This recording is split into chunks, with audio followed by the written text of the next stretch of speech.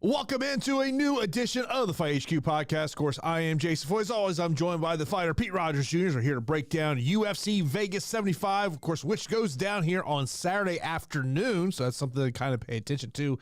Main card, the lock time will be 1 p.m. Eastern time. Of course, we got a heavyweight matchup, and we're doing some fights, Pete. Yeah, some pretty low-level fights, Jason. It's not the best fight card at all by any means, and we got a pretty wonky DraftKings salaries out there, so it's like a crazy wonky landscape of a slate. But I mean, here we are. Yeah, you know, it's something, and I'll give people some insight. Last week after we got done with the show, me and Pete were talking about the slate. We were just like, oof. It's one of these things with fight night cards. There's categories of fight night cards, and all you gotta do is look at the fight card, and you know whether it's an Apex card or whether it's a fight in front of fans. And this is one, and of course, this fight card has gone through several changes. Turcios and Raul Rosas are supposed to be placed on this card.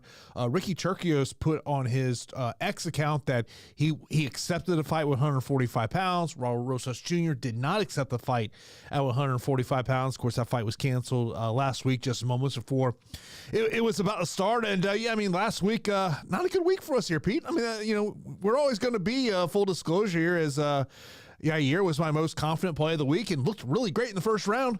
And then of course, had Brandon Moreno in the main event, a close fight. I mean, could have gone either way. Yeah, I mean, outside of those two fights, I was pretty, I had a solid week, but man, shout out to people that were back in Brian Ortega. I put more weight into the absence of Brian Ortega than the skill set, which is always the tough balance. You can never really tell how somebody's going to look coming off a long layoff and coming off of, kind of like poor performances. And, it's just a stylistic clash. And Yair clearly has not been developing his ground game or his wrestling as we had hoped. And, it's been a glaring hole in his game that has looked better at times. It looked god-awful last weekend. And, shout out to Brian Ortega. He got a huge win.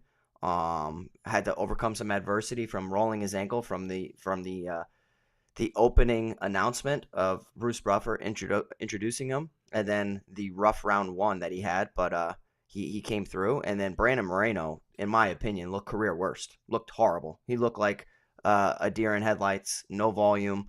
The volume and the output of Brandon Royval, despite landing significantly or not, just kept Moreno busy defensively, and it just led to Moreno not landing as much as he needed to kind of sway the judges. Yes, his shots might have been a little bit more significant, but anytime somebody triples you up on volume, it's just very tough to say you won the fight.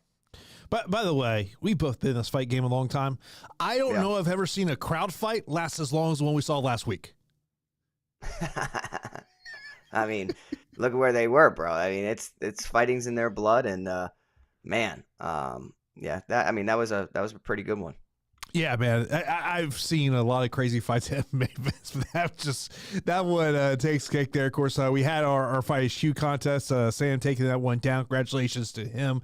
Of course, if you're in our Discord channel, which is totally free to join, I put the Fight HQ standings up in there. I'll get that DraftKings contest up here later on today, so we'll have that contest up there. And of course, I'm no longer in first place. I dropped down to second, so did not have a great week. Of course, when your core of your lineup is Brandon Moreno and Yair Rodriguez, you're not going to have a great week here. But Pete, as we move forward into game theory, breaking this one down, and you talked about what the salaries are for this one, and as I was sitting here in the office, I've been in the office since about 6 o'clock this morning, and I'm looking at these salaries, and my first thought was like, man, I don't have a lot of confidence in the main event, but it's one of those fights where I'm like, from a salary perspective, I think it's going to be hard to avoid this week just because of the volatility of a heavyweight matchup here. Yeah, I mean, it's the nature of the beast, right? I mean, we have a heavyweight bout that's most likely not going 5 rounds. The salaries on both fighters, it's very easy to get to. 8,300 for Shamil Gaziev, grappler, and Jairzinho Rozenstruik at 7,900, KO puncher. So it's the stylistic clash of striker versus grappler, but Gaziev has shown that he likes to strike and sometimes strikes too much, in my opinion, because he's open and susceptible to getting countered on the feet. And that's something you do not want when you're backing a favorite going up against Jairzinho Rozenstruik, who can shut your lights off in one moment. So, I do favor the grappler here in Shamil Gaziev, but regardless, I do think you need to smash exposure to this fight. Unless something weird and odd happens in the main event, it should be a part of the optimal lineup because I foresee a finish coming one way or another within 2 rounds. So, I do think that's a great starting point. But obviously, if you think that it could be a mediocre score, then it's okay to get away from it, I guess. Yeah, I mean, to me, as you look at all these 9,000 options, because we have 4 favorites on this card that are at least a 5-1 betting favorite. One of them being Eryk Anders. And I mean, yeah. I love me some Eryk Anders, but man, Eryk Anders 5-1 and not necessarily always seeing the volume. That's a fight. There was a great question to score saying maybe that's a fight you could fade this week, and I would not mind you fading there. But like as I look, as much as I love Umar Nurmagomedov, I think spending $100 less and getting to Klein may be the way to start a lineup this week. I mean, there's mismatches all throughout this card, right? I mean, like it's crazy because you have wide favorites. As far as like who I think's the most talented fighter on this card, it's Umar Nurmagomedov. So I have no problem spending all the way at the top for him. But these top end options are restrictive, especially if you don't think any underdogs come through this week. Or like only one of them comes through. Like say you think Jairzinho Rozenstruik comes through, but there's no mid-range. You can't get to anything in the mid-range. So like you're going to most likely have to hope that one of these long shots comes through, or that a fighter in a bout, even if they lose, that they score decently well to help you pay up for the top. It's just restrictive because of the slate with no mid-range. I've never seen a slate like this personally. And it just goes to show you that there's wide favorites and crazy mismatches throughout. And it's going to make me get some weird combinations. It really is, because I don't have much faith in any underdogs this week. I'm not even backing Jairzinho Rozenstruik. I think it's close, but I'm going to favor the grappler in that situation. So what it's going to do for me is I'm going to be putting some fighters in there as like a punt in a loss. Like I'm already expecting them to lose, but who can lose and put up a decent score? Who can lose and it go 15 minutes so that they have the potential to have some points behind them? I don't want a losing fighter down there at the 6K range who is going to get finished in round 1 or 2 and give me single digits. That is pointless. So it's going to be completely wonky. And maybe this changes when fighters weigh in. Maybe we get a better read on who's having a terrible weight cut or whatnot. But yeah, I'm kind of excited to break down and talk about this from a strategic standpoint. But from a quality of a card, this is definitely not high quality.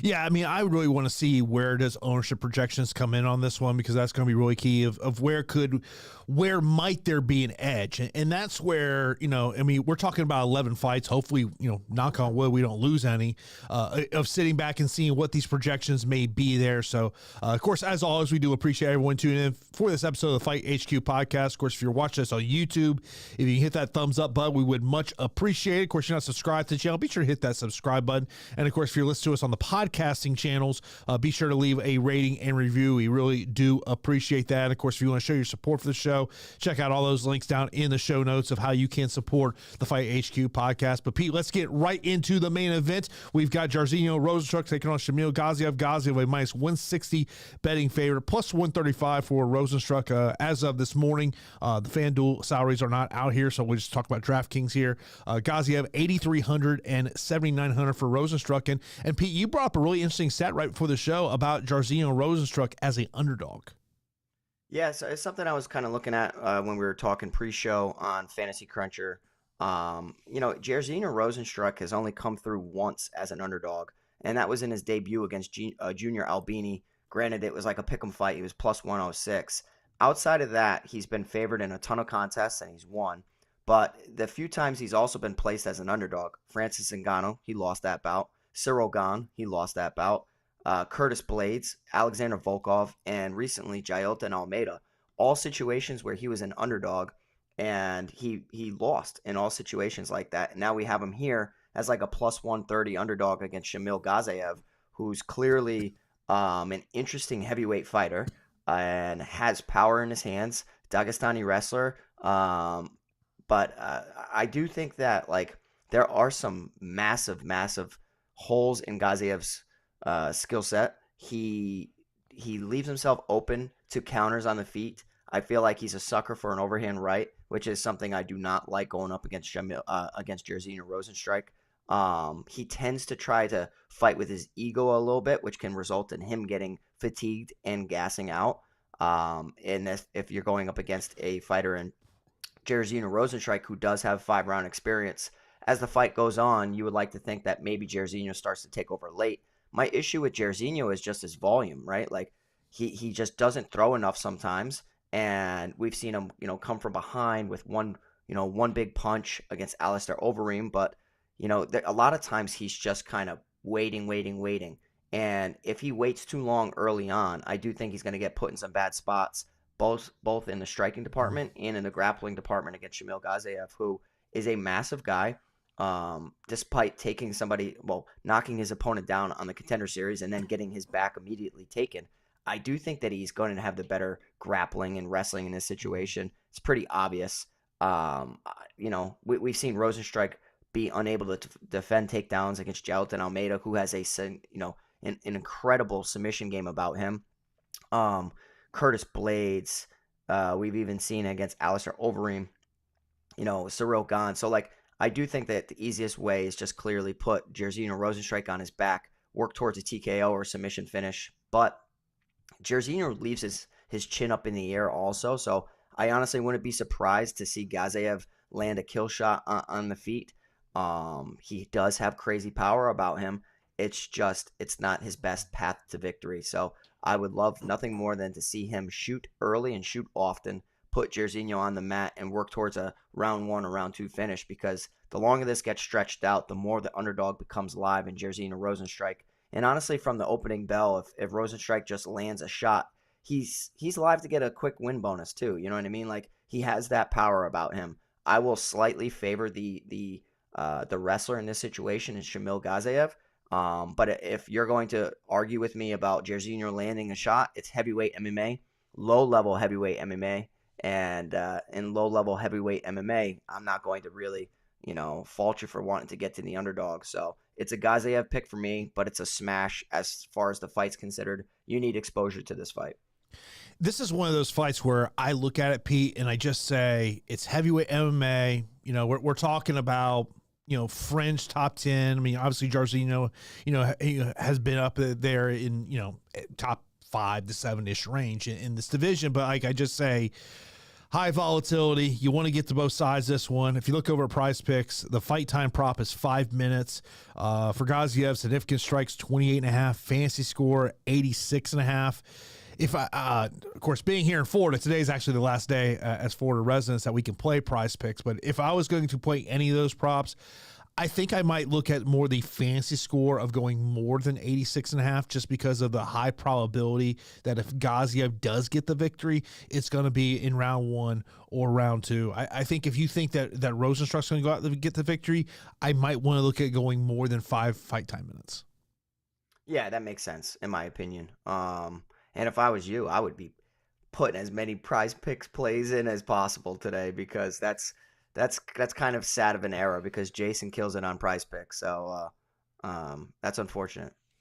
Yeah, I mean, I have not looked into it, but I would imagine this probably has something to do with sports betting now being legalized here in the state of Florida with the Hard Rock app. So I'm guessing that's probably what it has to do there. But I mean, look, it's going to be one of those things of there's not a lot of underdogs I do like this week. Rozenstruik would be one of the underdogs to get into just because of what that ceiling could be, but the floor could also be 5 points. Yeah, 100%. You have to recognize what you're rostering, right? In no way, shape, or form would I consider really stacking this fight, because I do not see it touching rounds 4 or 5. You have to kind of take that into consideration for every single one of these fights, because I do feel a stack or a losing fighter is going to be a part of the optimal, because unless something crazy happens and we have a massive, massive upset, I just don't see paths to victory for a lot of these underdogs. Let's move over to our co-main event. We got Vitor Petrino taking on Tyson Pedro. Petrino is a minus 310 betting favorite, plus 250 for Pedro. Pedro 7,200 on DK. Petrino is 9,000. I will tell you, I do like it. One of the prize picks props from this one I really do like.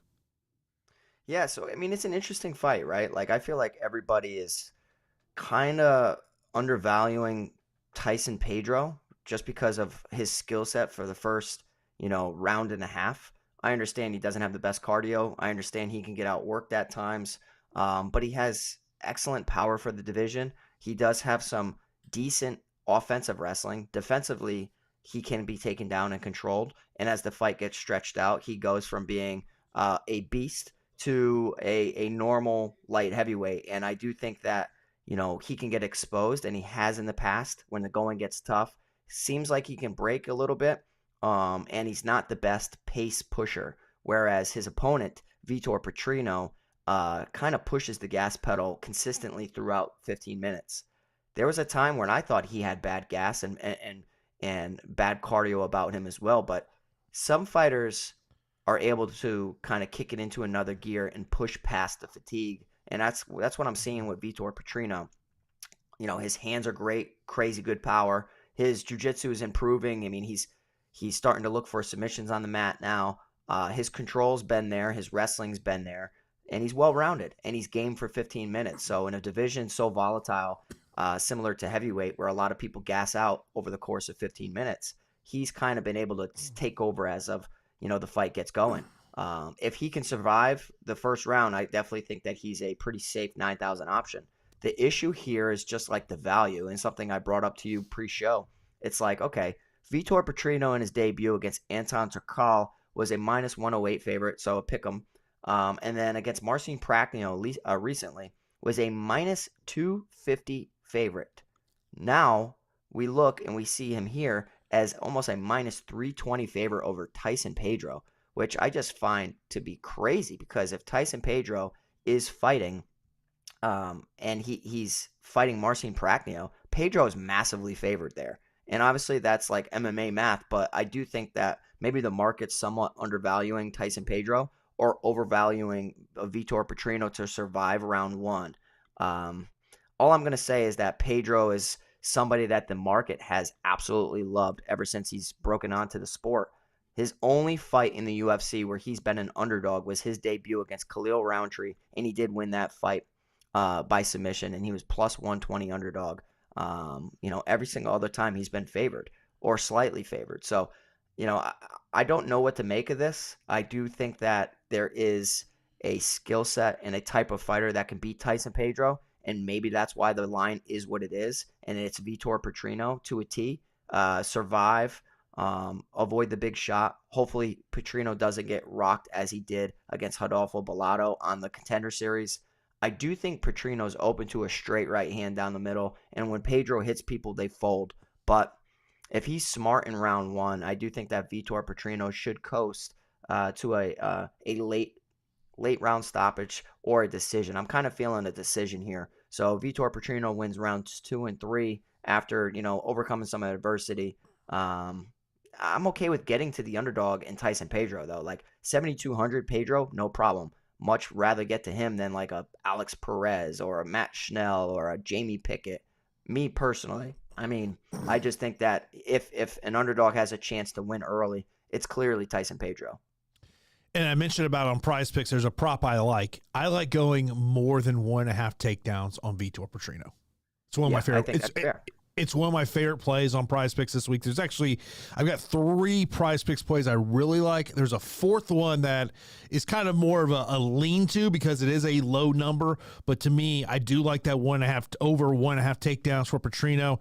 And Pete, you were talking about you think this could go later here. Maybe you can go to decision. The fight time prop is 8.5 minutes on this one.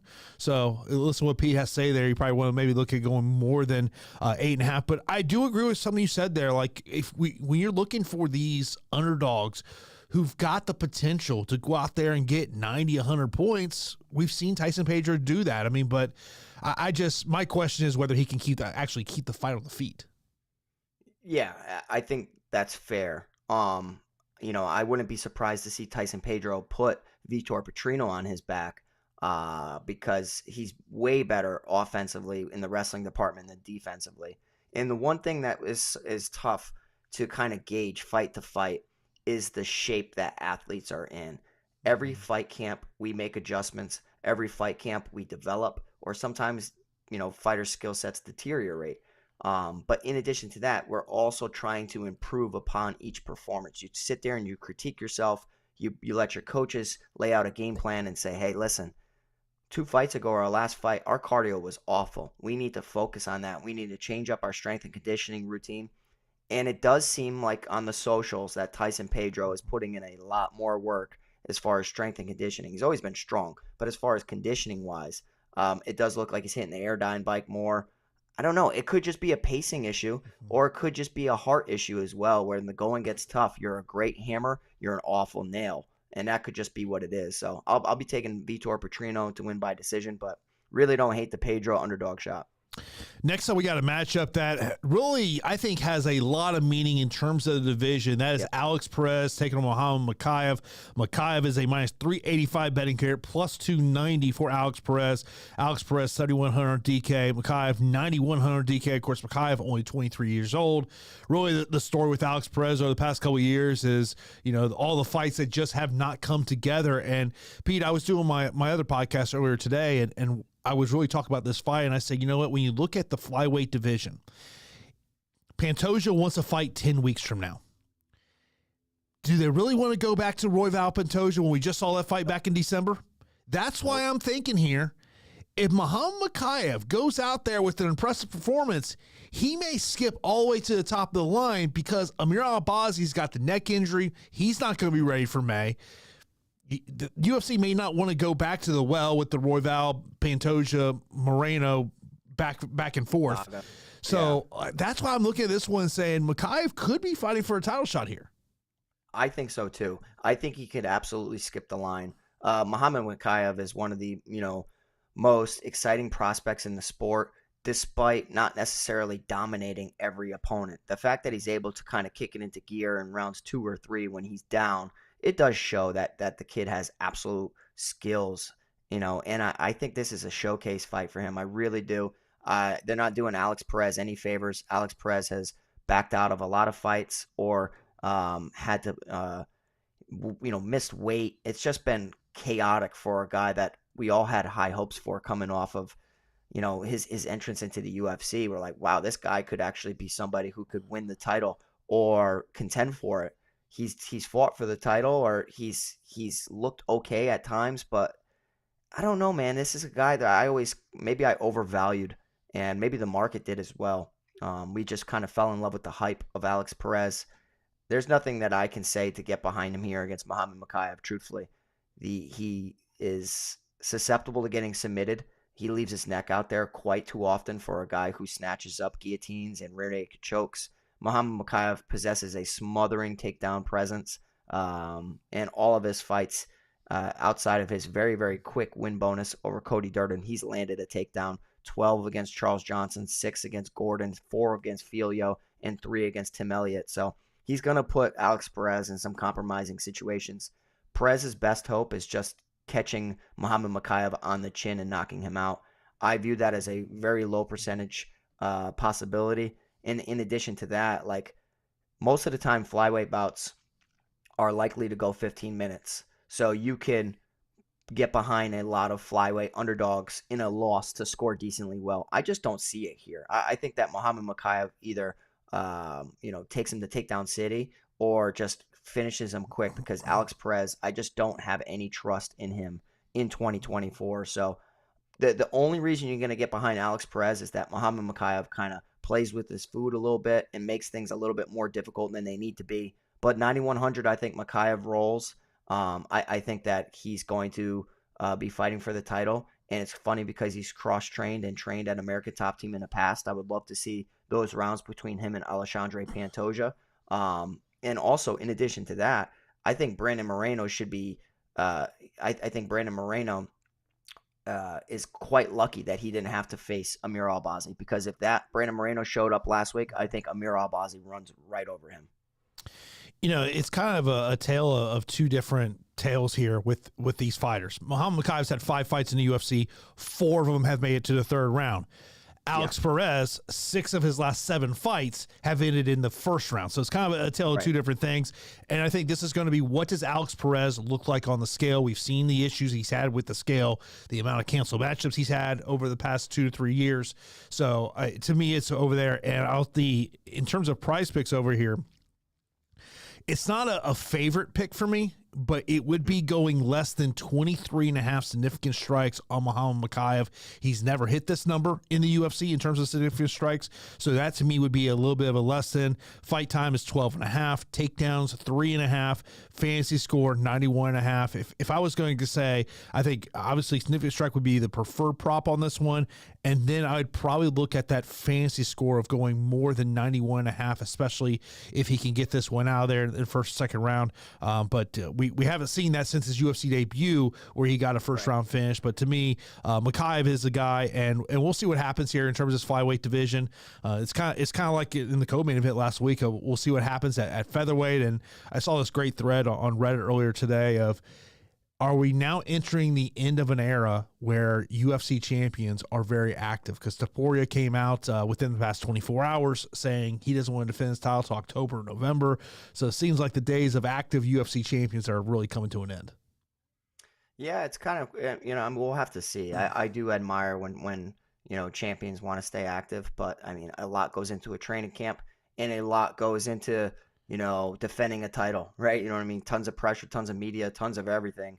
And these guys would love nothing more than to be reigning champion for X amount of years or a year plus. And instead of risking it and losing within 3 months, you're a champion for 3 months and then you lost it because you were willing to risk it.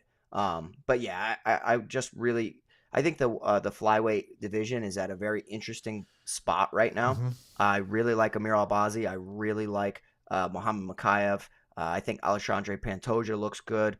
We got a lot. We got, some crazy fighters within this bottom end, bantamweight and flyweight, like Umar Nurmagomedov, a guy that I absolutely love and I think should be fighting for the title and very soon. And something, he's going to be having quite the reign in the UFC also. The fighter to keep an eye out for. He's not currently in the UFC.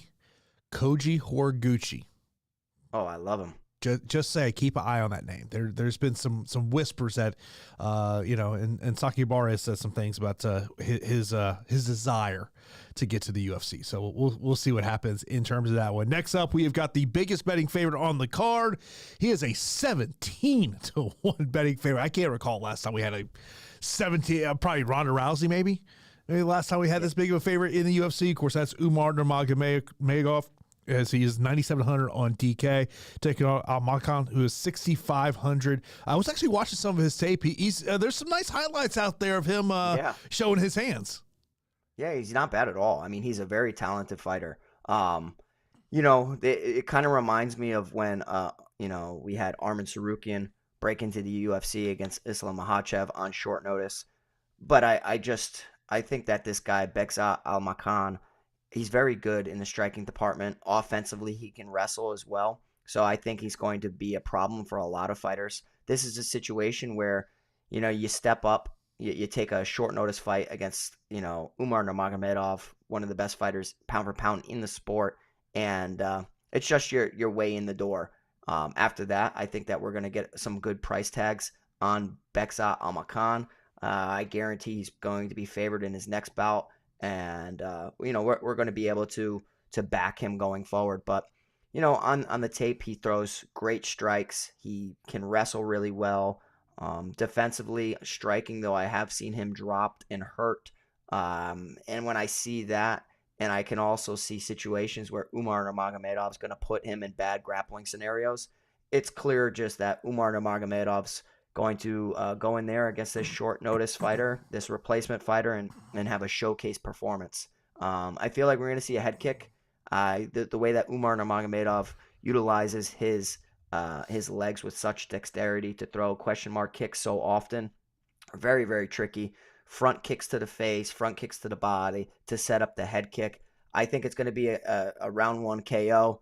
Bekzat Almakhan's good. a very good fighter. Umar is just on a completely different level. If this somehow becomes competitive and Bekzat does not get finished, whether it's via submission or via strikes, then the price tag at 6,500 is just, I have it circled, because if he's able to survive, it is the bantamweight division. He is pretty good. Maybe he can score 30 to 40 points if it goes 15 minutes. I highly doubt it goes 15 minutes. But if he does, that price tag of 6,500 is somewhat broken compared to other spots within the range.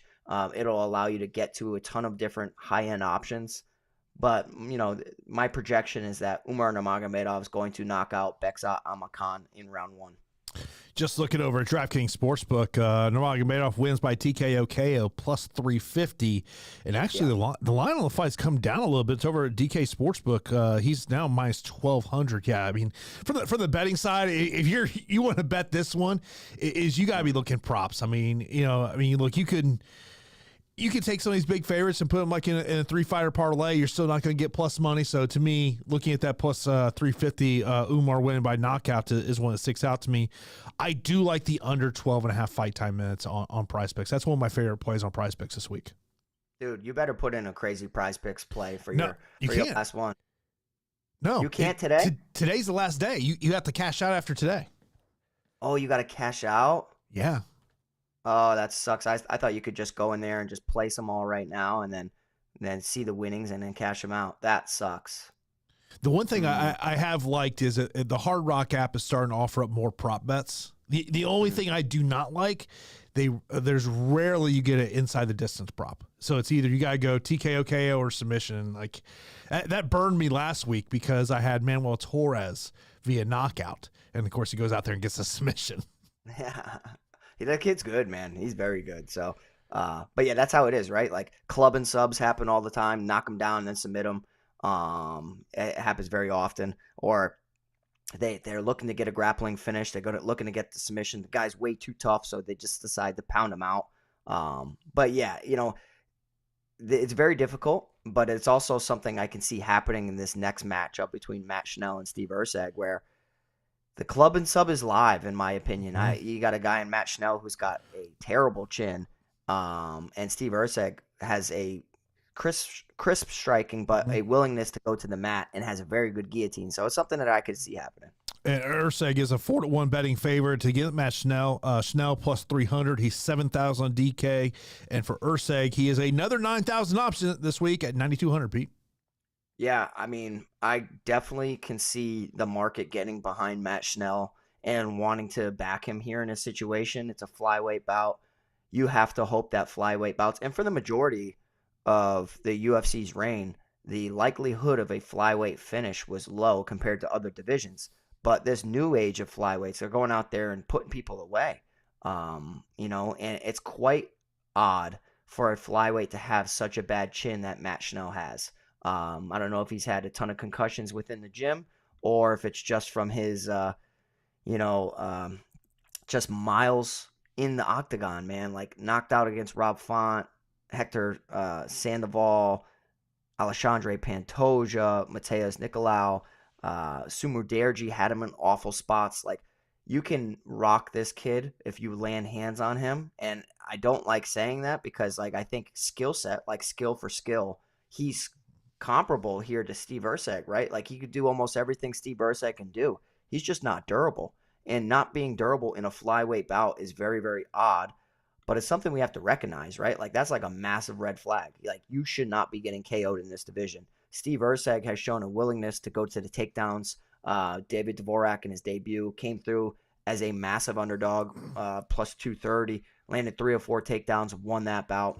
Went up against the dangerous Alessandro Costa, was now favored in that bout, and landed 1 of 8 takedowns, but defended takedowns, reverse positions, had almost 7 minutes of control time. His grappling's really good. Steve Erceg is very, very good and checks a lot of the boxes. I think Matt Schnell is good as well. It's just he's too comfortable off of his back to play jiu-jitsu, and I think he'll get passed. I think he'll either get pounded out on the ground But before it gets there, honestly, I think Steve Erceg's going to land a shot on Matt Schnell that plants him on his back. And whether he follows up with some strikes, knocks him out clean, or decides to snatch the neck while Matt Schnell is looking to kind of survive and shoot a desperation takedown. I think it's going to be a Steve Erceg guillotine. I really do. And Matt Schnell, despite all the skills and despite being a 12-fight UFC veteran, I think he's going to get finished in this bout. And Steve Erceg's going to finally have his first finish in the UFC. He hurt David Dvorak at times. He had Alessandro Costa in compromising situations. The box scores don't necessarily show that. He was close to finishing fights, but he was. And, he's passed those tests. I think he's going to pass this test again, and he's going to pick up a finish here at 9,200.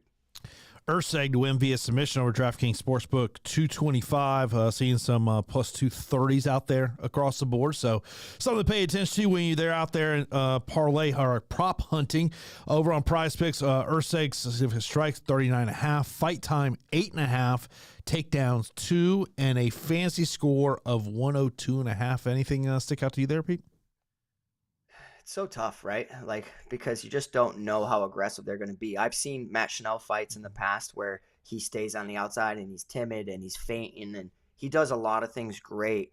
And Steve Erceg, I think, will be content to be on the outside and push a grappling pace. It's just, if Schnell stays on the center line, he's going to get caught. And I do like the sub prop, as we talked about.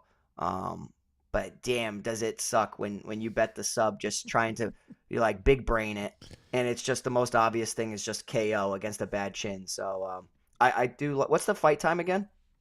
8.5. I think I like the less on that, truthfully. All right. Next up, we do not have a 8.5 fight time hit prop on the next matchup. That is Eryk Anders versus Jamie Pickett. Eryk Anders, a minus 525 betting favorite, plus 375 for Jamie Pickett. Anders 9,300 DK, 6,900 for Jamie Pickett. And look, it's Jamie Pickett is. This is my fear with this matchup. When we're talking about DFS is the lack of volume from both guys. Yeah. Yes, it's 2024 and Eryk Anders is a 5-1 betting favorite. It's kind of crazy. It just goes to show you what Jamie Pickett has done in the UFC, and it's nothing, next to nothing. Lost to Tafon Nchukwi, knocked out against Jordan Wright, picked up a low volume decision over Lariana Staropoli, picked up a low volume decision over Joseph Holmes, submission defeat to Kyle Dawkins, knockout loss to Lulin. Submission defeat to Bo Nickel, low volume decision loss to Josh Fremd. So you're kind of hitting the nail right on the head where, Jamie Pickett is not content to go out there and be aggressive, and it's kind of opposite of what he showed on Dana White's Contender Series, where he was just very violent in that performance. Granted, maybe he smelled blood in the water, and that's why he hopped on the finish. But outside of that, man, it's almost like he's just way too timid. He doesn't utilize his reach as well as he should for a guy that big. We have Eryk Anders here, who's fought the strength of schedule compared to what Jamie Pickett has is just not even close. Losing a decision to Marc-Andre Barriault, beating Kyle Dawkins, Jung Young Park split decision, Darren Stewart, Chris Jocko. I can go on and on. There are some really good performances, and there are some head-scratching performances here as well. Eryk Anders is always live to lose a bout. I've never been big on Eryk Anders, but he's way more physical than Jamie Pickett, way more powerful, and has the better wrestling.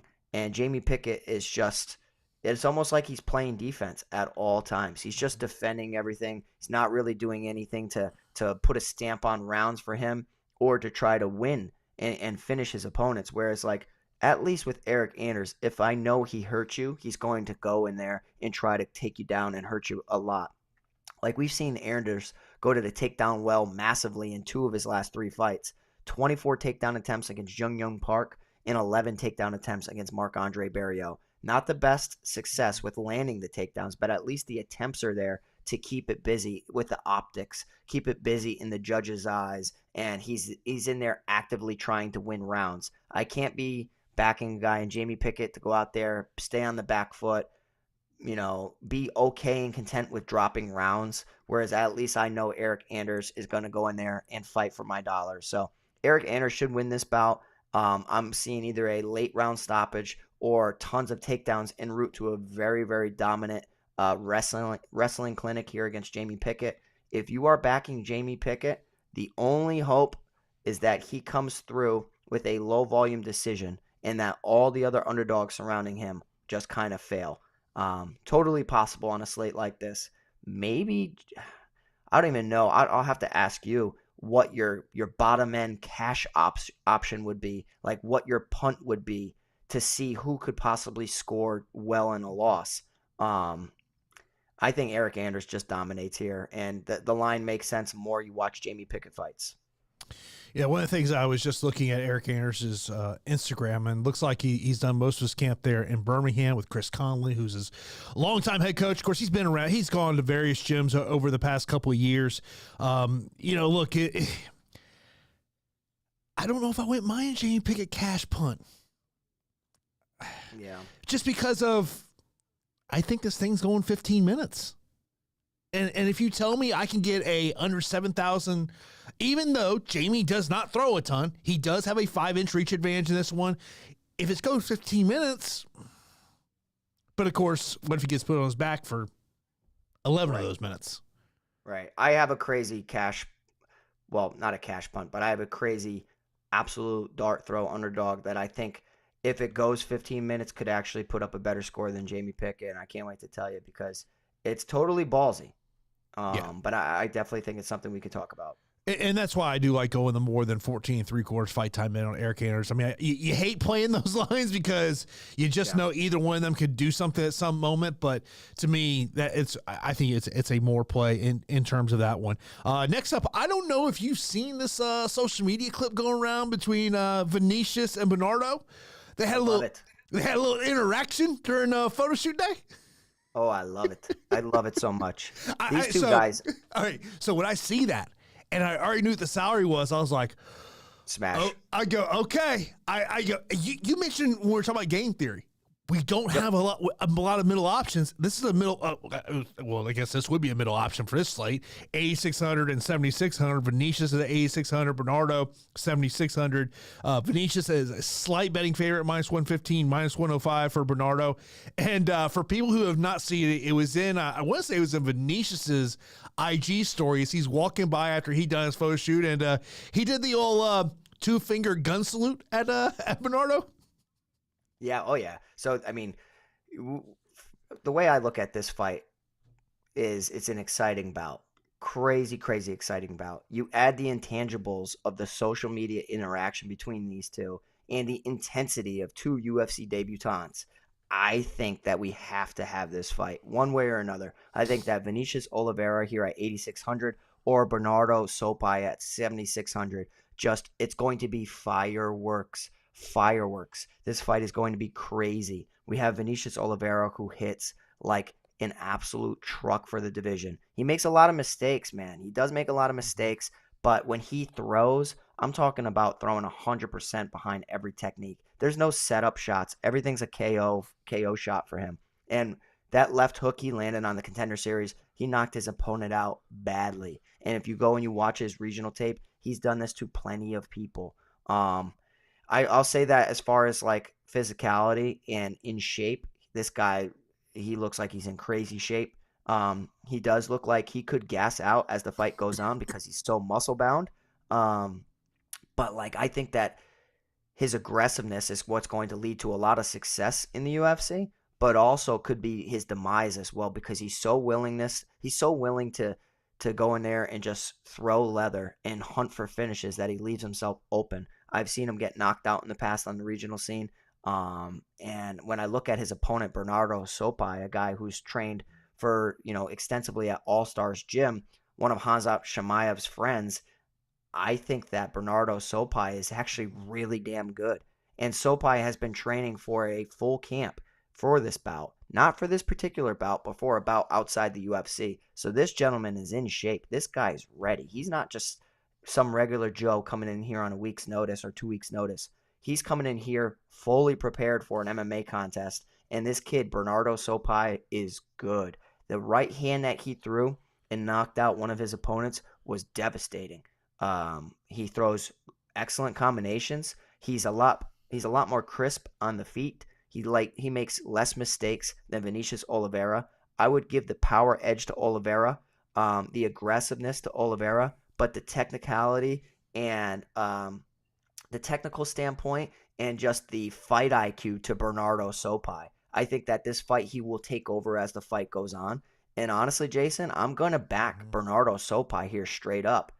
But it's a fight where I truly don't care. I'm going to back Sopaj and get like 55, 60% of him. And the other 40% of my lineups, I'm going to have Vinicius Oliveira because I view this fight as fireworks and I view it as a must-have for a pretty low-level card. This is one of the fights I'm absolutely excited about watching. Yeah, I mean, it's just one of those things. As much as kind of as we mentioned about the interaction between the two guys, the fighting styles, I just feel like it's a fight you want to get to, and also I do want to see where ownership kind of ends up being on this one because that to me is going to be the ultimate key of kind of where. And I've been doing a dummy crunch, just crunching 1,000 lineups, and as I started to kind of look at lineups as you were talking about your breakdown of this fight, I was like, could we have 2 losing fighters in an optimal lineup this week? You could. I mean, You definitely could. It could be a really weird one. And that's why, like, it's the hardest thing to predict is, are you going to have a stack a part of the optimal? Are you going to have a losing fighter a part of the optimal? Or could it be a combination of both? And it's just how ugly this slate is with no mid-range. That if anybody is out there and trying to look at it from a strategic lens, I'm all ears. Because I do think that I'm going to get some interesting builds because of some underdogs that I will take shots on that nobody will take shots on. And then it'll allow me to spend up. I mean, what was it, like 6 months ago or whatever, I talked about where I had a losing fighter, a part of the optimal lineup. And it helped. It helped a lot because it allowed me to get to all the 5 other high-end options that scored significantly well. Yeah, and Anthony in the chat was asking if we would stack this fight. I mean, I will in a few of them in case it goes 15, but I think somebody's getting knocked out. Yeah, I'm with you. In terms of that one, let's move over to the next one. We got Zahabi taking on Basharat. Basharat is a 10-1 betting favorite. Aiemann Zahabi plus 600. He's 6,700 on DK and 9,500 for Javid Basharat, Pete. Yeah, I mean, like, I really love Javid Basharat here. I think that Javid Basharat is very talented, hasn't necessarily paid off these hefty price tags. 8,700, 8,600, and 9,200 were his previous salaries, and he's only scored 98 in the best win, and that was against Mateus Mendonça. I do think that he has tremendous skills in the striking department, grappling department, submission department, and on the regional scene, he's a guy that found a ton of finishes. Just in the UFC, he's been unable to do so. We haven't even seen him attempt submissions in the UFC. He hasn't knocked down anybody in the UFC. So maybe he's due. But I'm actually thinking that he's going to go in there and pick up a dominant decision here against Aiemann Zahabi where, on the outside, I think that they could be tentative for a little bit for the first round until Basharat starts to find his range. And then once he does, I think he's going to close the gap and he's going to take Aiemann Zahabi down consistently. Zahabi has really shown out with his power in some of his best wins. His debut win against Reginald Oliveira, picked up a knockdown, knocked out Draco Rodriguez, who was a regional killer. Aori Lang knocked him out. So he's definitely live to land a left hook or a massive overhand right. I just don't see it. I just do not see it against Javid Basharat. I think that Javid is really, really skilled, and we were very close to seeing him put on a good performance against Victor Henry. And when you go from Victor Henry to Aiemann Zahabi, I think that's a step down in competition. So the 9,500 price tag is the only thing that I don't really like just because he hasn't done it yet. Maybe it's a perfect situation to be early rather than late. Get behind Basharat now before he posts 100 plus fantasy points. But I think he's going to post like 90 plus. I think he's a very, very safe option. It's just there's some other options out there that could score massively. That's where I mentioned this now a couple times in the show, but like looking at ownership, I think that Nurmagomedov and Klein are going to have massive ownership. So you might be able to get a little bit of a leverage on the field by maybe transitioning to Basharat as opposed to going to Klein or Nurmagomedov. Yeah, 100%. Absolutely. I mean, when you pivot to some other high-end option, he's really, really good. You know what I mean? Like he's probably going to be fighting for the title within the next couple of years or be a part of the top 5. So I got no problem if you want to be early rather than late. Next up, we got Christian Leroy Duncan taking on Claudio Ribeiro. Ribeiro plus 250 betting underdog, minus 310 for Duncan. Duncan 8,900 DK, and for Ribeiro, he's 7,300. Pete. Yeah, I'll tell you what, man. Like Christian Leroy Duncan's a guy. When I watched his regional tape, his highlight reel, all of that, he got me excited. I'm like, wow, okay, this kid looks good. I know that he was, going to be working and developing his grappling because he's just a pure striker. So I always kind of like knew if he faced a true grappler, I think that he'd probably lose, and it'd be a good learning experience for him here. When you debut against Dusko Todorovic, it looks like he went out there and finished him awesome. 95 fantasy points in a minute and a half into the bout. That was just an injury.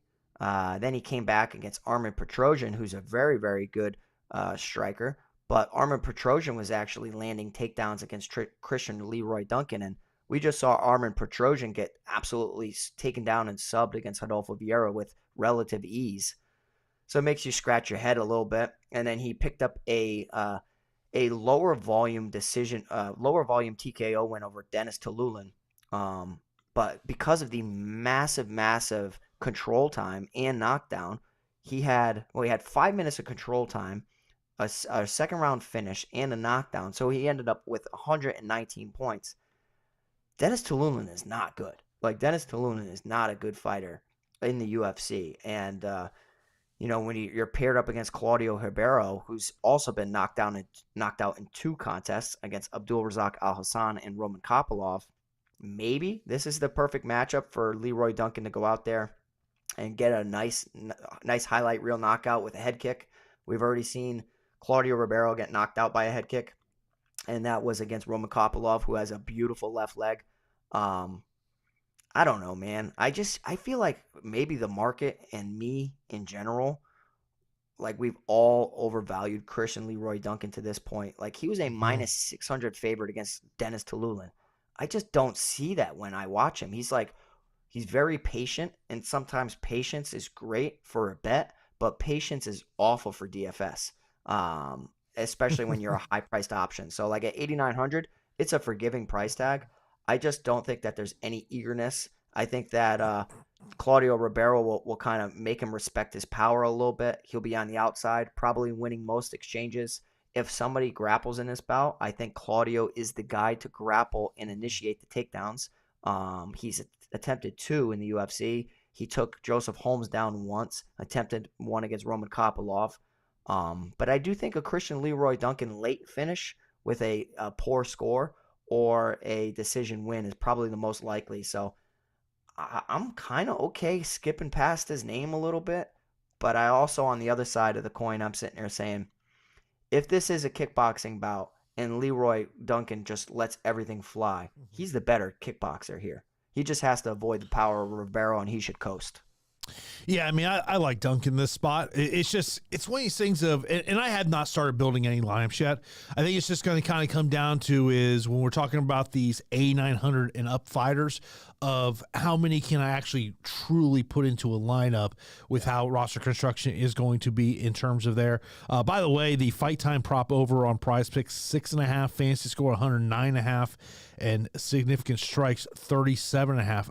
I tell you what, that significant strike 37.5 is a one that sticks out to me the most. Not anything I love over in this one, but maybe if that thing gets into second, in late second, early third, he should be able to smash that over 37.5. Yeah, he should, as long as he doesn't land one hitter quitter on Claudio Ribeiro. But yeah, I think Leroy Duncan to land 37 is probably 37.5 is probably a more play. Samuel, I do appreciate the super chat. This is one way I'll describe this one. Like, on paper, this is not an exciting fight card that you're all giddy to sit on your couch on Saturday afternoon and watch. But Pete, you know what? it does give us an opportunity to make some money. Yeah, it does. It does, but it's a difficult card to make money because the fighters you want to back are already completely lines are completely overblown. So it's like, man, how the hell are you going to do this? Get ready for chop sitting these big GPPs. Yeah, I think it's only a question of how many people are you going to share that prize pool with. Yeah, probably fair. And thank you so much, Sam, for your constant support, and everybody else watching the channel. You guys are awesome. If you can hit that like button, get us over 100 likes. Share our content, on social media if you care to do so. Subscribe to the channel. We're approaching 1,000 subscribers. It's coming up fast, and I would love nothing more for that. And maybe we'll start pumping out some other content for you guys too.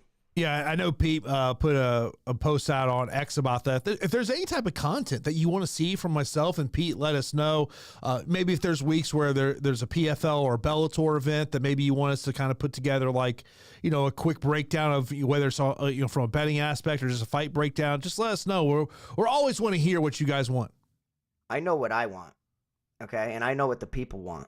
And the people want Jason to interview every single fighter on every single card leading up to a DFS event. And I want him to explain the DFS scores to these fighters and them tell us give us a prediction of what they're going to score. All right. Well, can we count on you to get a round 1 or a round 2? Oh, are you going for the quick win bonus? Are you going to lace up your wrestling shoes and take your opponent to Takedown City? Please give us any feedback so that we can have an edge on our competition. Bro, I wish I had time to do fighter interviews. I'll be honest with you, man. My schedule is so crazy day in and day out. I mean, literally, I got in the office here just after 6 a.m. I won't get home tonight till probably 8:30, 9 o'clock. Like my right now, I mean, you've got a young child at home. You're running a gym and all that, man. It is, it's crazy right now. But yeah, This is my thing. As someone who's interviewed a lot of fighters, you got to read in between the lines of what they say. Yeah. Because they're going to lie to you. I can't tell you how many times, as creative as you can potentially get as someone, I don't like to say I interview fighters. I like to say I have conversations just in question form. But sometimes you just got to kind of sit back and just see if you can get any type of read on them. Now, there are some times where you might think that fighter was BSing you, and then the fight happens, and you go, damn, he told me his game plan. Yeah, that's what I'm saying. It's almost impossible. It's impossible to kind of tell.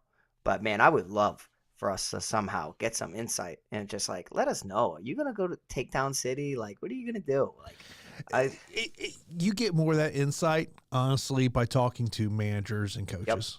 But they're not, they're never going to, on the record, tell you. Now, there are plenty of things off the record that I've heard. Plenty of things off the record. Some, and look, there's times where, and this, man, you hear about how some fighters doing in the gym, and then fight night, it is complete opposite. Yeah, exactly. Like in chat, look at Quinlan. He said he grappled with Barlow. I listened to interviews and about Quinlan saying he was going to utilize his jiu-jitsu and wrestling, and it's just when you're in there, man, it's hard. It's hard. You can say everything, but you're under the lights, and sometimes the moment gets to you. And then if you look at Barlow's fighting style, I mean, obviously you can relate to Barlow's fighting style. I mean, that's who did you have in your gym that was able to mimic that fighting style of getting in and out of the pocket the way Barlow does? Yeah, exactly. I mean, it's sometimes, I take what fighters say in interviews with a grain of salt. I'll just say that. Mm-hmm. I mess with Pete, but I also know if Pete's doing an interview for his next fight, Pete ain't going to be sitting there telling, now we might have a no mic around conversation. Yeah. But when the mics are on, you gotta hold that stuff in. Well, guess what? I'll tell you what's gonna happen is if they ever do DFS for Bellator or any major promotion and I happen to be a part of it, I'm gonna look at the scoring and I'm gonna tell y'all what the hell I'm gonna do. Okay, I'm gonna tell y'all what I'm gonna do. I'm aiming for this. I'm gonna land this, and I'm gonna give you guys a perfect read on what's gonna happen. So, but yeah, I mean, like, look at like we got like Ludovic Klein against Cunningham, and like, I mean, this is a situation where. Hear me out, Jason. Hear me out. Okay, you have Ludovic Klein, massive favorite. Okay, Yes. what's his line at the moment? He is a 9-1 betting favorite, plus 600 for Cunningham. Klein 9,600 on DK. Cunningham 6,600. I mean, like, look, it's just like it's one of those things where I get in Cunningham's situation why you take this fight, because you never know when that opportunity is going to come. If you say no, you may be waiting a long time for that opportunity. But I just think from a talent perspective, Klein is just at a totally different level. 100%. And you're not wrong. You're not wrong at all. I mean, like, Ludovic Klein picked up wins over Ignacio Bahamondes, had a draw against Jai Herbert, Mason Jones, Devontae Smith, and even Shane Young. So, like, some notable names. And the only thing that we have from AJ Cunningham is being on the Dana White's Contender Series with a very sad and horrific story about his upbringing. But he got absolutely destroyed on the Contender Series. And that was against Stephen Yuen. And, you know, he was just completely outgunned. He threw a ton of volume on the feet. But from a talent perspective, I think he makes up for his talent with his hard work and his motor, where he can break some people. He's been able to train with Bryce Mitchell for a long majority, good friends with Bryce Mitchell, and you know, that has helped his takedowns offensively and defensively. Has a solid submission game about him. Striking though, he's super hittable and super alive to get knocked out by Ludovic Klein's patented left leg head kick that was on showcase against Shane Young, and on a regional scene where Ludovic Klein was knocking everybody out with that. Something happened with Ludovic Klein, though. You know, he still lands some good shots, but this guy has turned into a safe winner. And what I mean by that is he's decided to be a round winner instead of a moment winner. And perhaps that was because of his defeats to Michael Trizano and Nate Landwehr. But what he's really done in his past 4 fights is he's taken a more patient, methodical, and grappling-based approach, where he's, you know, attempted takedowns against Devontae Smith, Mason Jones, Jai Herbert, and Ignacio Bahamondes, trying to pick up control time against the cage or on the mat. I think that's what he's going to do here. I think, like, clearly he's alive to pick up a very fast win over AJ Cunningham. This is an absolute mismatch as far as, like, who these guys have beaten regionally and also on their resumes. And, like, Ludovic Klein in the UFC is 4-2-1 against Ignacio Bahamondes. He had no problem with him. But, like, I would probably say that in some of Ludovic Klein's wins, he's the better grappler in a lot of those situations. He probably is in this situation as well, but I don't think that AJ Cunningham is all that bad of a grappler or wrestler. It's kind of impossible training with, training with Bryce Mitchell or TJ Brown on the regular. So it's like, I think that he has some sneaky wrestling about him, some sneaky grappling about him. There was a time where Ludovic Klein showed massive fatigue. So while I expect a Ludovic Klein absolute dominant performance, if I go back, Jason, and hear me out, this is kind of where I was getting to. As an underdog at 6,600, we need somebody to score with high volume. And listen to these numbers of AJ Cunningham on Dana White's Contender Series. He threw 151 significant strikes in round 1. He threw 134 significant strikes in round 2. He landed 40 significant strikes and 40 total strikes in round 1, and then 29 and 29 in round 2. If you do the math on that, Jason, that man, despite getting finished in the second round, is scoring somewhere like 45 to 50 points. I think it's 56 points, just taking into the strikes into consideration. If somehow this goes 15 minutes, maybe this kid is able to do enough in a loss. Or maybe if he gets finished, he's able to do enough before he gets finished. It's a week where I'm going to have to roster somebody who's ugly from a DFS situation. So I will take the gamble as my absolute dart throw of AJ Cunningham being the fighter to score decently well in a loss, as long as he doesn't get, head kick KO'd immediately. So Ludovic Klein rolls here. He dominates Cunningham. But while the fight is live and as long as the fight goes, I know Cunningham's going to throw out volume. I'm glad you mentioned those stats from Dana White's Contender Series. That fight lasted 9 minutes for Stephen Nguyen. Yep. Stephen Nguyen landed 103 strikes. Dude's tough. Boy, a lot of fights. And here's all the problem, man. And this is why I love Tapology. You go back and look at his win that he had back in December against Justice Lampez, who, by the way, has lost 6 in a row. Oof. Yeah. I get it. I understand why his management got him into this fight. He's represented by first-round management. I get why they did that, but I just think this is a mismatch, and I love Klein to go out there. Our opening matchup of the night, Abdul-Kareem taking on Rozabov, a plus 145 betting underdog, minus 175 for Abdul-Kareem. Kareem, 8,400 on DK, 7,800 for Rozabov, Pete. Yeah, initially when I was looking at the card, I was like, all right, Loic Rajabov, a guy with massive takedown potential. I'm probably going to back him here. Because I know what he did against Esteban Ribovics, and questionable gas tank, but landed 11 of 21 takedowns. I'm like, wow, that's a lot. 7.5 minutes of control time, was rocked in a certain amount of periods in that fight. And I looked up Abdul-Kareem Al-Selwady, and I'm like, that's where I know this guy from.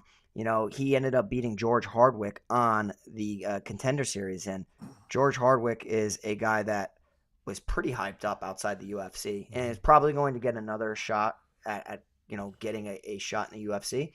But Abdul-Kareem Al-Selwady threw out a tremendous amount of volume in that bout and just kept George Hardwick, on the outside. And, we had Selwady attempting 87 significant strikes, 85 and 69, mixed in with 6 takedown attempts. So, he threw 241 significant strikes in the 15-minute contest, and his motor can break people. And you have Loic Rajabov here, who has shown questionable gas tank, susceptibility to big shots. If you look on Abdul-Kareem Al-Selwady's record, you'll see that he's been knocked out twice. You will go back and you watch those fights. One was a crazy encounter with a spinning elbow / spinning back fist. Okay, and then it's just like the strikes that he was knocked out by. I don't think anybody's not going to get knocked out by those. So his lights were shut off pretty significantly, but I don't think he has a bad chin. I just think he ran into those 2 strikes that knocked him out pretty significantly. So I like him here a lot, Jason. Like at 8,400, I know you're not a fan of the first fight of the night. I might plant my flag on Abdul-Kareem Al-Selwady. I think that he comes from a good camp. He's a very, very hard worker, way better gas tank than Loic Rajabov. Probably the better wrestler too. If Loic starts to wrestle or attempts, I think that Al-Selwady will reverse and end up putting Rajabov in some compromising situations. And I think he breaks him over 15 minutes. I think he's going to pick up a round 2 or round 3 finish mixed in with tons of volume. So give me Al-Selwady here at 8,400 as like a flag plant of the week. This is one of those fights this week. I think it's one of 3 fights that you have to look at from a salary perspective as you're looking to how do you construct a lineup. The other 2 would be the Vinicius Bernardo, and then of course the main event. These are mid-range fights of the week. And these may be the 3 fights that ultimately decide this slate, unless we just have I just feel like we're in Chalk City. If you just want to go crazy and do 11 leg parlay and just go all 11 favorites, I wouldn't blame you. Yeah, I don't blame you either. I don't think me personally, I don't think there's going to be an underdog that wins. Why do you think I'm trying to big brain it and think of which fighter in a loss is going to score well? And it's just like, at least if I'm going to back a fighter who can score decently well, and Cunningham's a walking punching bag, somebody says, I agree with that. Maybe just volume wins out. And I'd much rather pick a guy that is probably going to get worked but has high volume than Jamie Pickett necessarily or something like that, who's we'll probably score you 50 in a win. I went with the best fight odds and did the 11 fight parlay with all the favorites. Mm-hmm. This tells you what kind of week this is. 11 leg parlay plus 1,964. I mean, of course, you're talking about we've got a 305 favor, a 355, 410, 1,200, 900, 900. I mean, that ain't bad though. Probably. I feel like this is a PFL Bellator betting odds. Sorry. Yeah. I mean, we've had those before, and it's like, yeah, I like to do those with college basketball or college sports in general. Mm-hmm. So like, I've done the same thing. Why would I be opposed to it for fighting? Well, fighting's crazy. Fighting's absolutely crazy. And one shot, one injury, like literally one of these underdogs could win because a guy rolls his ankle while Bruce Buffer is announcing him. You know what I'm saying? Like, what are we talking about here? A guy could get poked in the eye. The ref doesn't see it. They call TKO. You know what I mean? Like, there's so many things that can happen. Yeah, I mean, it's just like last week as that happened. I'm like, if you're Brian Ortega, you got to be sitting there going, who hates me? Yeah, I mean, really. He said that he was panicking a little bit, and I do not blame him. Oh, God. What fighter wouldn't panic? I mean, you think about stuff from the Super Bowl, Dre Greenlaw tearing his Achilles, just running onto the field. Like, yeah, horrible. But let's get into our straight-up fight picks here. Of course, these are non-DFS related. Main event, man.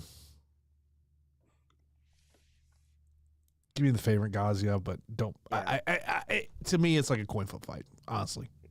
Absolutely agree. I'm gonna go Gaziev lean though. I would go Petrino. Mokaev. Nurmagomedov. Erceg. Anders, but man, don't love the price tag. I'll go Vinicius. Okay, I'm gonna go with Sopaj. I think he's my only this week. Give me Basharat. Duncan. Give me Klein. And I'll go Kareem. Al-Selwady for me. Yeah, it's a tough underdog week, and this is where I think, and I know there was a question over in the chat, over in Discord, which, by the way, totally free to join, from Norfolk, said best punt for cash. And this is something I'm always looking at every week. I was asking you. Jason's the cash god, so who are you going to go with? Jamie Pickett? Because there's a world where Jamie Pickett does win.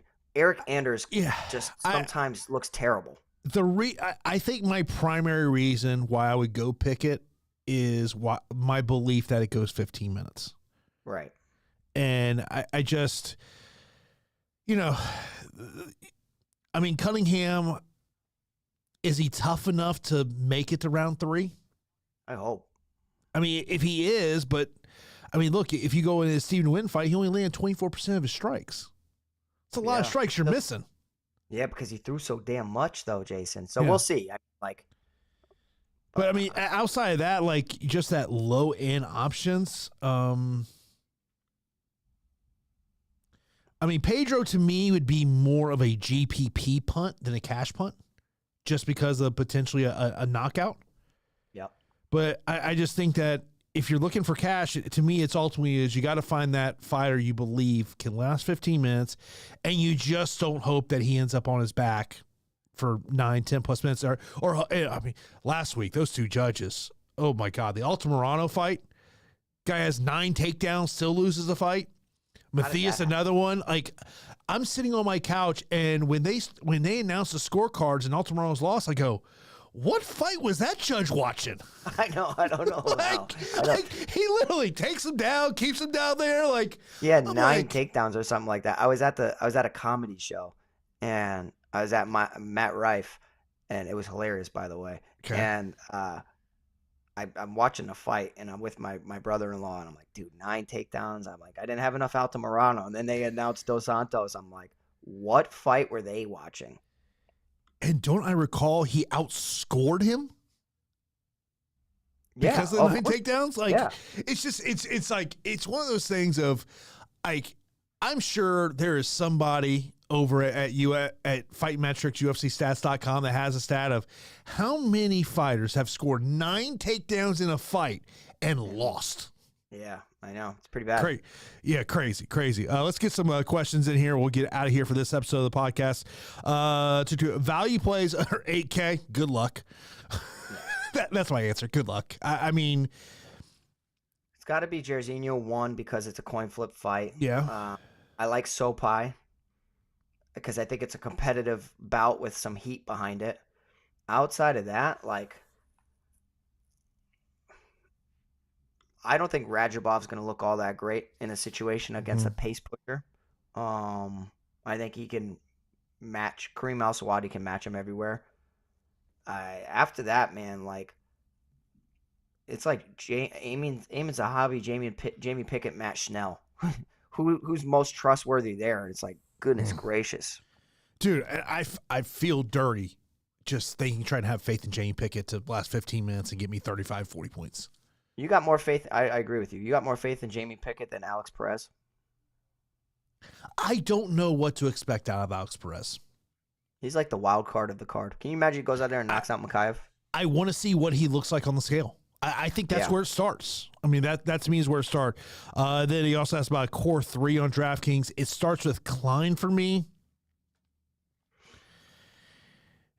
The problem is we've got 1, 2, 3. We have 9,000 options. I mean, that's where the core becomes hard. Like, I would probably say the core has got to be is pick your favorite 9,000 fighter, pick someone in the main event.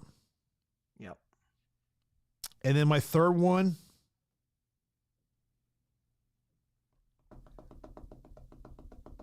I like Al-Selwady a lot. I really do. I was thinking Erceg or Duncan. But I truly do want to see what ownership looks like here. We already talked core plays. Favorite inside the distance fighters. I look at Gaziev. Both guys. Probably more Pedro than Petrino in the co-main event. Umar, Erceg. Either guy in Sopaj and Oliveira. I think Klein has got to be probably my favorite one, just because I think it's a mismatch. Yeah, I totally agree. Live dogs, Rozenstruik.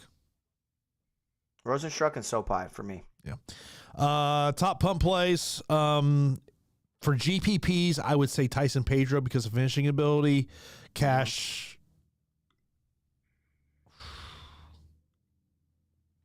is probably Pickett, but Perez could be an interesting one. But, you know, how much of the takedowns can he stop? That may be part of that question there. Best parlay plays. Oh, this is a tough week for parlays. This is a tough-ass week for parlays because you just... Like juice. Yeah, I mean, like, I don't love parlaying props, but that may be the way to get your best odds this week. It's a scary, scary thing to do, though. It's I know. Very difficult. I know.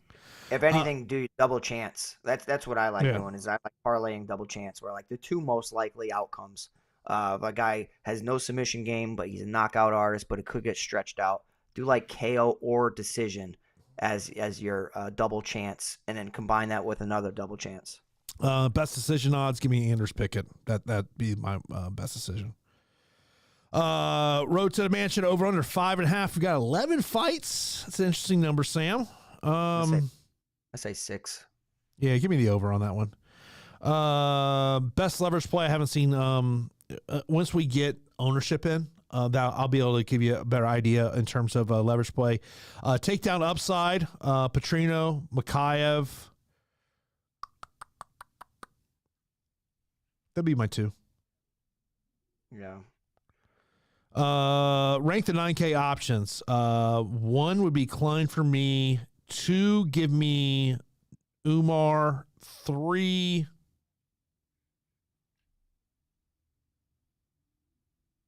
Erceg.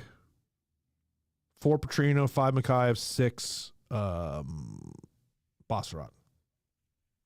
I like Mokaev a lot. I mean, I'm going to still say Umar's 1. Klein 2. Mokaev 3. No, Erceg 3, Mokaev 4, Anders 5, Petrino 6. Paul says, he goes, I'm always looking to fade a fight. I'm thinking the Anders Pickett fight. Any feedback on what you guys think would be awesome. Again, the only show I listen to. Paul, appreciate you checking us out. At 11 fights, it's difficult to fade a fight. Maybe if there is a fight that, is getting a ton of ownership on both sides, that to me would then be a large field GPP way to fade a fight. But at 11 fights, to me, it's just difficult to do that. 100%. I mean, if you always want to get different, fade the 2 highest owned fights. But it's really tough. It's like Chop City this week. And with no mid-range, usually that's my way to pivot away from ownership, is just target the mid-range a little bit more than the high-end options. It's virtually impossible this week. Sam, appreciate another super chat in here. He says, which underdog scores the most and be in the winning lineups? I like Sopaj, personally. That's who I'm going to stick with. If I have to pick one, it's between Jairzinho and Sopaj. I'm going to go with he could get melted and knocked out early, but with how good this kid is for the bantamweight division, I actually think that he's probably the better fighter over 15 minutes. So I'm going to say Bernardo Sopaj at 7,600. We'll end on this one here. Is having 2 punt plays too much? I'm guessing that was supposed to be much this week to be contrarian.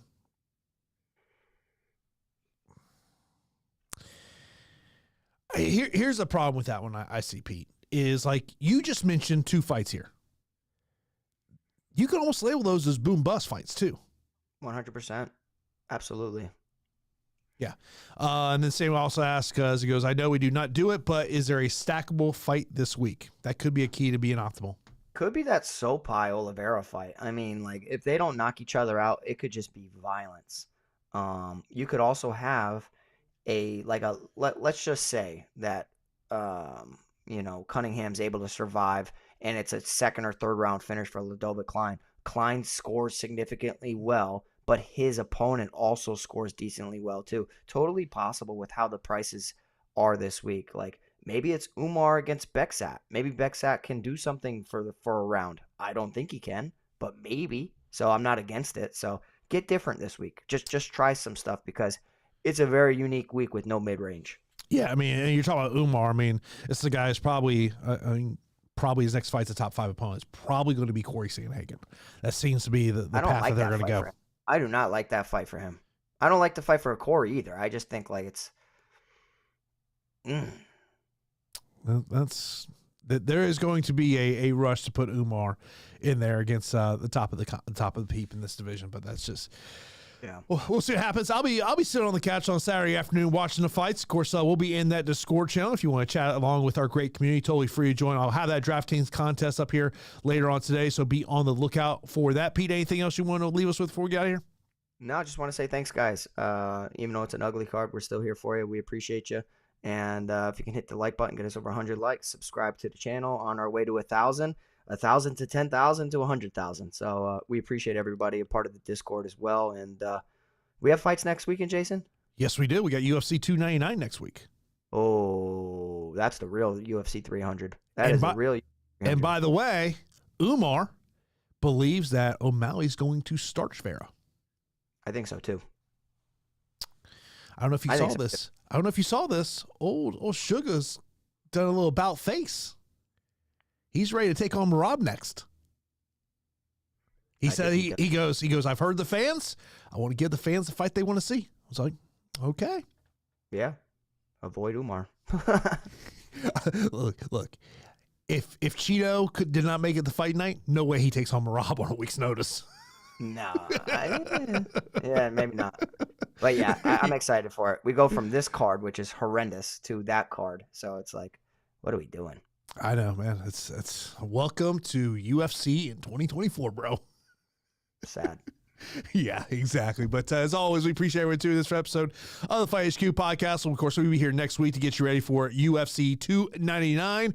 And as always, if you've got any comments after the show, you can leave those in the YouTube chat. You can hop in our Discord. Myself or Pete will get back to you. So that's going to do it for this edition of the Fight HQ podcast.